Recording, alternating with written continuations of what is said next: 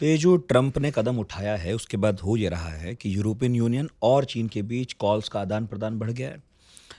South Korea और Japan जो उसके अलाई कहे जाते हैं वो चाइना के साथ मिलकर अब चाहते हैं कि एक एफटीए साइन हो जाए।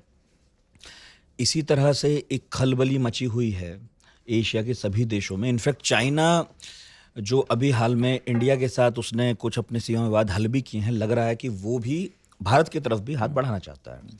तो इतने सालों में जो अमेरिका ने एशिया में समीकरण बनाए सामरिक, उन पर भी तो फर्क पड़ रहा है। क्या ट्रंप उन्हें बिल्कुल नहीं देखना चाहते इस कैश क्रंच के चक्कर में?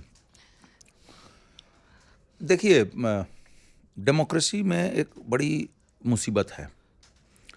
आप अगर अच्छे नेता नहीं हैं तो आप अगले चुनाव से ज़्यादा दूर तक नहीं देख सकते हैं।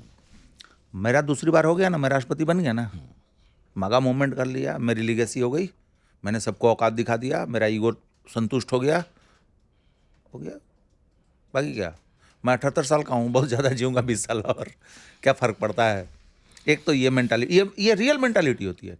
जैसे हम लोग कई बार नहीं कहते अरे यार मुझे कोई फर्क नहीं पड़ता है, छोड़ो, वो चीज़ है। लेकिन अगर राष्ट्राध्यक्ष जब इस तरीके की मेंटालिटी रखता है तो उसके परिणाम जो है बहुत सारे लोगों को प्रभावित करते हैं।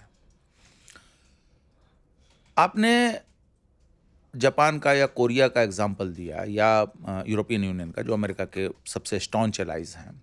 लेकिन जो बात मैंने पहले कही कि ग्लोबलाइजेशन में सब इंटरडिपेंडेंट है। फॉर एग्जाम्पल, जापान और कोरिया से चीन के ऐतिहासिक मतभेद हैं, पॉलिटिकल कॉलोनियल हिस्ट्री है, सब कुछ है।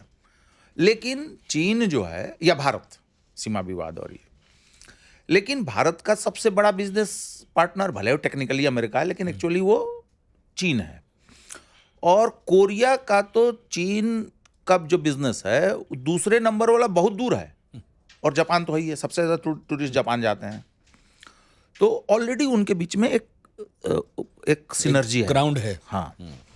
यूरोपियन यूनियन के साथ भी चीन का अच्छा बिजनेस है। मैं बार बार कोट करता हूँ जर्मन चांसलर मर्केल का, जो अभी कुछ साल पहले रिटायर हुई, कि चीन को सिर्फ इसलिए दंडित नहीं किया जाना चाहिए कि उसके पास बहुत धन है, वो धनी हो गया है।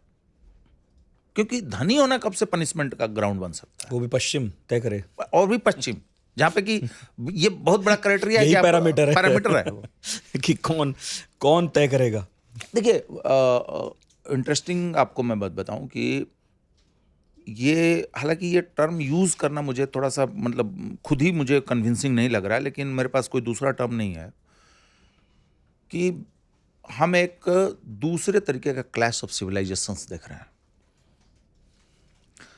जहां पर एक तरफ आप देख रहे हैं कि एक गवर्नमेंट है जो हर रोज नए नए टैरिफ के प्रावधान ला रही है।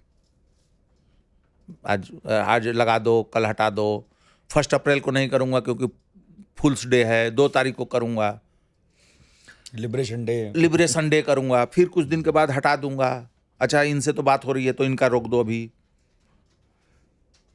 और एक तरफ आप देख रहे हैं ऐसे देशों को, साउथ ईस्ट एशियन कंट्रीज हैं, चाइना है,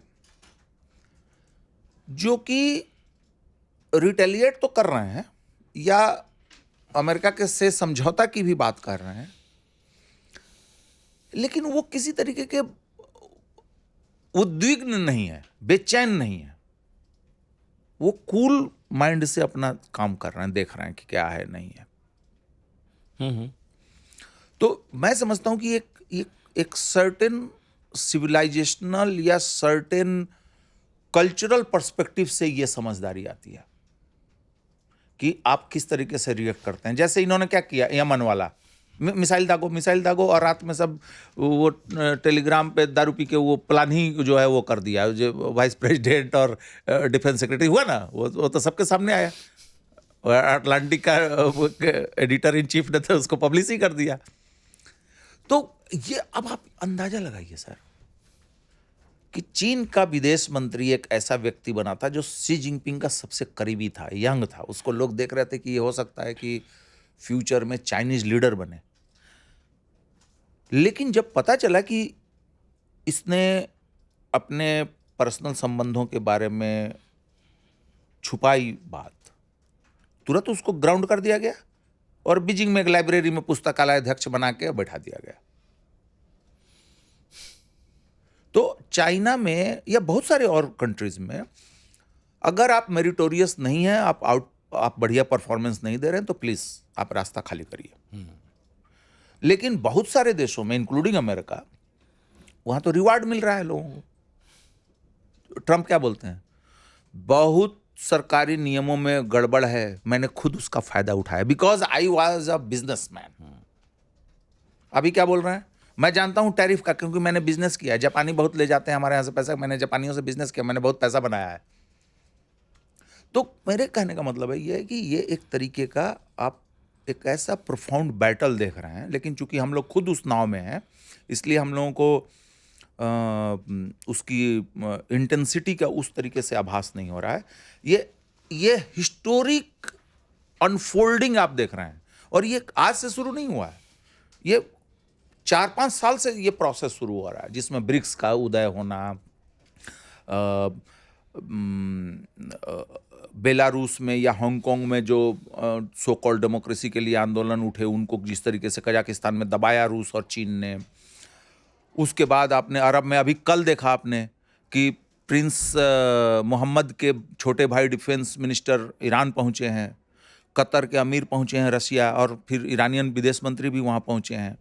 न्यूक्लियर डील पे भी एक कुछ पॉजिटिव चीजें हो रही हैं। तो आप एक ऐसा बहुत कुछ अनफोल्ड होता हुआ दिख रहे हैं कि उसके इतने चैप्टर्स हैं कि हम लोगों को एक दूसरे का तार बांधने में और देखने में, सीरा खोजने में दिक्कत हो रही है। लेकिन एक लार्जर ग्लोबल रीऑर्डर हम लोग देख रहे हैं।